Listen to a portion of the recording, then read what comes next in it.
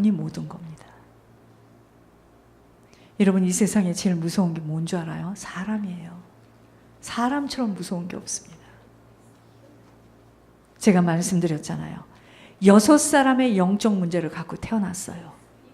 어머니, 아버지, 외할머니, 외할아버지, 할머니, 할아버지. 응아! 하고 태어날 때 여기다가 그 아기가 그 환경에서 자라면서 쭉 뿌리 내려진 거 있죠. 그래서 우리가 이렇게 생긴 거예요, 지금. 우리 가문의 모습대로 이렇게 나타나는 거예요, 지금. 깐깐한 가문은 깐깐하게 나타나는 거고, 깔끔한 사람은 깔끔하게 나타나는 거고, 아무리 더러워도 자기 몸만 쏙 빠져나오는 사람은 그 더러운 것이 아무 문제될 거 없고, 가문이에요, 가문. 가문. 가문. 가문. 여기에 여러분들은 한이 맺혀야 됩니다. 뭐 아버지가 뭐를 했고 어머니가, 여러분 그런 소리 하지 마세요. 여러분들은 몰라요. 우리 부모가 무슨 짓을 하고 살았는지. 그럼 부모가 자기가 죄를 짓고 돌아와서 딸아, 내가 오늘 이런 도둑질을 했다, 이럽니까?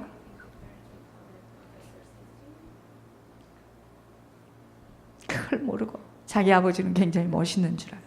천만에요. 그렇지 않습니다. 우리 형제들이 살아가는 거 보고 우리가 살아가는 거 보면 우리 부모는 굉장히 잘못된 부모들이면 틀림없어요.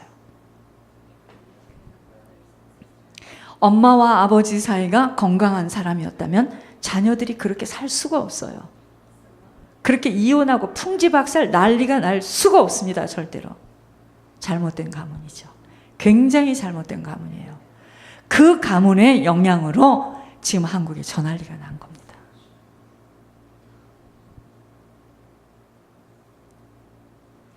똑똑하다고요? 공부했다고요? 프랑스에 가서 공부했다고요? 똑똑하다고요? 여러분, 영혼에 영향을 받는 것이 육신으로 나타나는 거예요. 영혼이 잘못되어지면은요, 이건 정말 짐승만도 못한 것이 인간입니다. 그래서 인간처럼 무서운 게 없어요.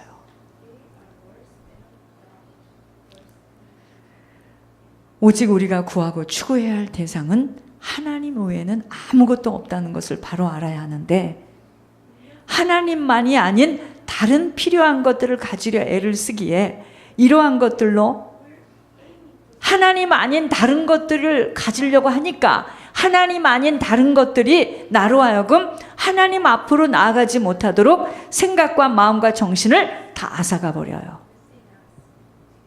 아시겠습니까? 사람들이 하나님께 구하여도 얻지 못하는 것은 자신의 쾌락을 채우기 위해서 구하기 때문에 이러한 자의 강구는 외면하세요. 듣지 않으십니다.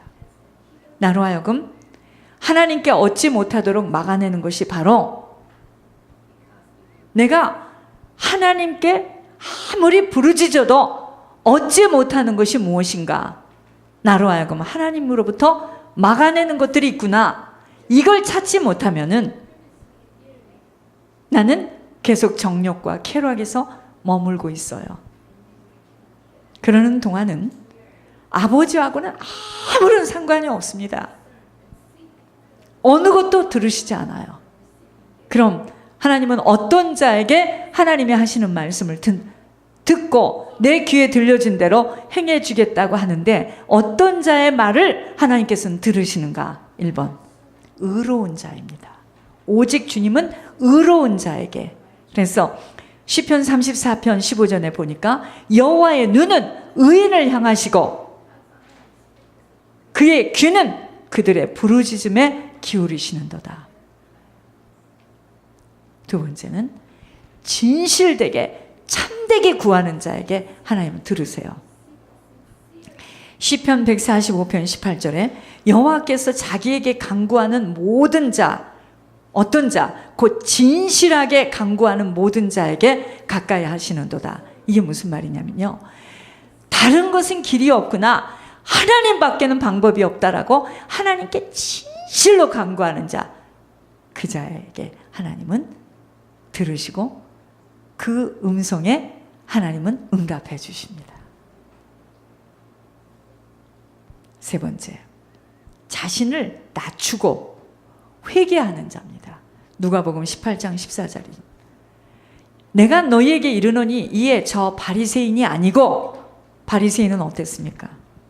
성경 박사예요. 성경을 읽고 성경을 쓰고 성경을 가르치고, 그러한 자가 아니라 이 사람이 의롭다 하심을 받고 그의 집을 내려갔느니라. 저 바리새인 말고 어떤 사람이 의롭다 하심을 받고 예수님께 그의 집으로 내려갔는데, 그 자가 누구냐? 자기를 낮추는 자입니다. 여러분, 하나님은요, 자기를 높이는 자는 낮추세요. 자기를 낮추는 자는 하나님 높이십니다. 네 번째, 간구하기는 간구하는데 내 뜻대로 간구하는 건 하나님하고 안 맞아요. 하나님의 뜻대로 간구하는 자의 것을 들으십니다. 우리들이요, 세상과 벗되며 하나님의 원수로, 이것이 지금 간음하는 거예요. 간음이 뭔지 아세요? 남편이 있는데 몰래 딴 사람을 만나는 게 간음이에요. 우리의 남편이신 예수님 나에게 남편인데 그 남편 놓고 자꾸 세상 것에 탐닉하는 거, 간음하는 겁니다. 돈에 탐닉하고 명예에 탐닉하고 어떤 지식에 탐닉해서 싫어요. 이 돈 못 내놔요. 그게 지금 간음하는 겁니다. 제 말이 아니에요. 주님이 그렇게 말씀하세요. 간음하는 겁니다. 이렇게 세상과 벗되며 하나님의 원수로 간음하는 만큼은 하나님과의 사이를 막아내고 있기에, 우리가 세상과 벗되어 살아가는 만큼은 하나님을 대적하는 거예요. 하나님과 원수가 되는 겁니다. 그래서 우리들이요, 하나님께 불순종, 불충성하는 만큼은 내가 계획한 내 목적에 따라 살아가야만 되기 때문에 나는 고의적으로 세상과 짝을 지을 수밖에 없어요. 세상과 손을 잡을 수밖에 없습니다. 무슨 말이죠? 내가 하나님께 불순종하고 불충성하는 만큼은 나는 고의적으로 나는 세상과 짝하면서 하나님과 원수된 길로 가고 있다는 거예요. 하나님께서 질투하기까지 자기 백성을 사랑하셔서 요구하는 바가 엄격할지라도, 하나님이 우리를 사랑하시니까 우리가 잘못되는 것을 그렇게 못 보는 겁니다. 하나님이 우리를 사랑하시니까 잘못된 곳에다가 투자하는 것을 하나님은 그렇게도 못 보시는 거예요. 엄격하십니다. 요구하는 것이. 그렇지만 더욱더 큰 은혜를 주셔서 자녀들의 결점을 보완시켜 주시기에,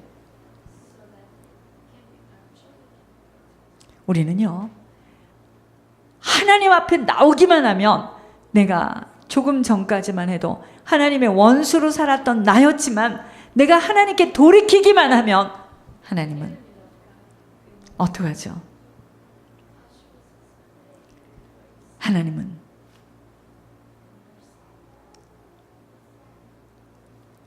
우리를 불쌍히 여기십니다. 긍휼히 여기세요. 자, 보세요. 하나님께서 질투하기까지 자기 백성을 사랑하셔서 요구하는 바가 엄격할지라도 더욱더 큰 은혜를 주셔서 자녀들의 결점을 보완시켜 주시기에, 하나님에게서 떠나 자신만을 인정하고 자기 만족을 위해 쾌락을 추구하는 교만의 자리에서 떠나 항상 내 자신의 부족을 인식하는 거예요.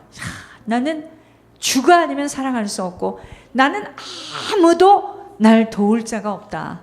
내 능력으로는 살아갈 수가 없구나. 이 내 부족을 인식하는 거예요.